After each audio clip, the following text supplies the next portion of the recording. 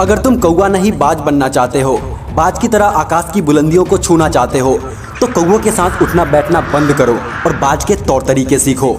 इस वीडियो में मैं बाज की जिंदगी से 7 लेसन शेयर करूंगा। अगर तुमने इस लेसन को अपनी लाइफ में अप्लाई कर लिया तो तुम भी बन जाओगे एक बाज, जिसका एक सपना होगा, जो सबसे ऊंचा उड़ेगा, जो आज में जिएगा, जो प्रॉब्लम से ऊपर होगा, जो दर्द को भी शर्मिंदा कर देगा, जो अपने कंफर्ट जोन से बाहर निकलेगा, जो इस दुनिया को कुछ करके दिखाएगा। और इस वीडियो को पूरा देखने के बाद तुम पर डिपेंड करता है, तुम चाहो तो ऐसा एक इंसान बन सकते हो। कौवों से उलझने में अपना टाइम बर्बाद मत करो। कौवा बाज की पीठ पर बैठ जाता है और उसकी गर्दन को काटने लगता है, लेकिन बाज कोई जवाब नहीं देता।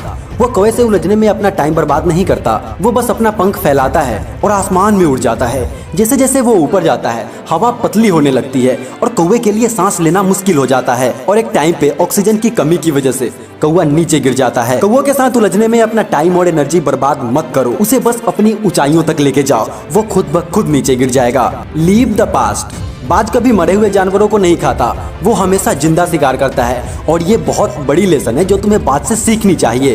तुम्हारा पास्ट मर चुका है, बार बार गरे मुर्दे उखाड़ कर अपना प्रेजेंट बर्बाद मत करो, क्योंकि एक बार तुम्हारा पास्ट प्रेजेंट में आ गया तो वो तुम्हें प्रेजेंट में रहने नहीं देगा। अपने पास्ट को भूल जाओ, क्योंकि जो हो चुका उस पर तुम्हारा कोई कंट्रोल नहीं है। तुम्हारा कंट्रोल सिर्फ आज पे है, तो आज में जियो, इस पल को बेहतर बनाने की कोशिश करो। उस बाज की तरह बनो जो कभी मरी हुई चीजें नहीं खाता। तूफान की सवारी करो। बाज को पहले से ही पता चल जाता है कि तूफान आने वाला है, और जब तूफान आता है बाज दूसरे पक्षी की तरह छुपने के बजाय और ऊंचा उड़ जाता है और तूफान के आने का वेट करता है। और जब तूफान आता है यह अपने पंखों को ऐसे सेट करता है कि हवा अपने आप इसको ऊपर उठा देता है। नीचे आंधी चलती रहती है और बाज आराम से ऊपर आसमान में पंख फैलाए उड़ता रहता है। बाज तूफान से डरकर भागता नहीं है, बल्कि वो इसका इस्तेमाल करके और ऊपर उड़ जाता है। प्रॉब्लम हर किसी की लाइफ में आती है, कुछ लोग डरकर भाग जाते हैं और कुछ लोग उसका सामना करते हैं। प्रॉब्लम तुमसे बड़ी नहीं है। जब तुम्हारी लाइफ में प्रॉब्लम्स आए तो डरकर भागो मत, बाज की तरह उसकी सवारी करो और उसका इस्तेमाल करके और ऊपर उठ जाओ। Fly high. बाज 10,000 फीट की ऊंचाई तक उड़ सकता है। बाज अकेला उड़ता है और बाकी पक्षियों से ऊंचा उड़ता है। बाज अकेला उड़ेगा, लेकिन कभी चिड़ियों के साथ नहीं उड़ेगा। बाज हमेशा या तो बाज के साथ या फिर अकेले उड़ता है। इससे हमें ये सीख मिलती है कि छोटी सोच वाले लोगों से हमेशा दूर रहो। इतना ऊंचा उड़ो कि उनकी निगेटिविटी का तुम पर कोई असर ही ना हो। Eagle has a clear vision. बाज 5 किलोमीटर दूर से ही अपने शिकार को देख लेता है। यह अपने शिकार पर लेजर की तरह फोकस करता है, सिर्फ शिकार पर अपनी आंख को केंद्रित करता है, फिर एक ऊंची उड़ान भरता है और सीधा अपने लक्ष्य की तरफ जाता है। बाज की तरह अपना विजन क्लियर रखो, सिर्फ अपने लक्ष्य पर फोकस करो और फिर चाहे कितनी भी मुश्किल आ जाए, हर हाल में अपने लक्ष्य को हासिल करो। Get out of comfort zone. मादा बाज अंडे देने के लिए घोंसले को मुलायम बनाती है और जब बच्चा अंडे से बाहर निकल जाता है तब वो अपने घोंसले से मुलायम घास को निकाल देती है ताकि उसके बच्चे उसमें कंफर्टेबल ना हो जाए। वो अपने बच्चे को घोंसले से बाहर फेंक देती है। बच्चा डरकर वापस घोंसले में आ जाता है। मादा बाज फिर उसे बाहर फेंक देती है। बच्चा फिर वापस आ जाता है। इस प्रोसेस में बच्चे की गर्दन से खून निकलने लगता है, लेकिन मादा बाज तब तक उसे बाहर फेंकती रहती है जब तक बच्चा अपना पंख फरफराना शुरू नहीं कर देता। हर चोट के बाद बच्चा और ज्यादा मजबूत हो जाता है और इसी की वजह से बाज इतनी ऊंचाई तक उड़ पाता है। कंफर्ट जोन एक ऐसी जगह है जहां सारे सपने मर जाते हैं। यहाँ पर कभी कोई ग्रोथ नहीं होती। कंफर्ट जोन इस ब्रह्मांड का सबसे डेंजरस प्लेस है।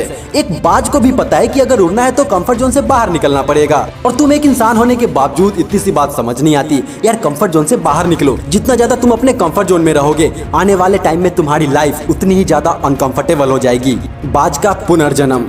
बाज की उम्र 70 साल की होती है, लेकिन जिंदगी के इस मुकाम को तय करने के लिए उसे एक मुश्किल फैसला लेना होता है। 40 की उम्र के बाद बाज का पंजा कमजोर हो जाता है और शिकार को पकड़ नहीं पाता।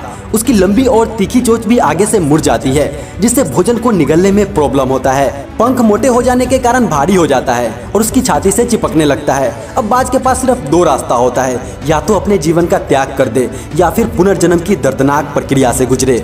लेकिन बाज तो बाज है, आसमान का राजा। वह पुनर्जन्म को चुनता है। फिर नई जिंदगी पाने के लिए बाज उड़कर एक ऊंची चट्टान पर चला जाता है और घोंसला बनाकर वहां अकेले रहने लगता है। इस प्रोसेस में बाज अपने पंजों को तोड़ देता है, अपने भारी पंखों को नोचकर फेंक देता है और अपना चोंच भी पत्थर पर पटक कर तोड़ देता है। और इस दर्दनाक प्रक्रिया के बाद उसे 5 महीने का इंतजार करना होता है।